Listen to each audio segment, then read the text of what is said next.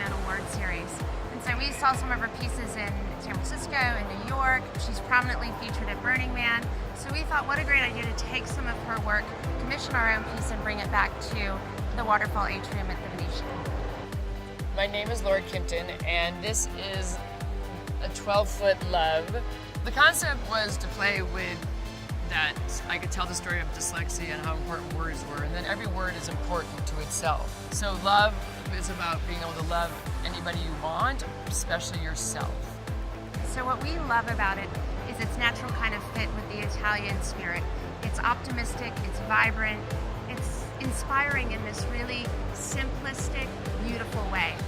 I feel wonderful about the fact that it was commissioned for the Venetian. To have this be the hotel that was chosen is really important.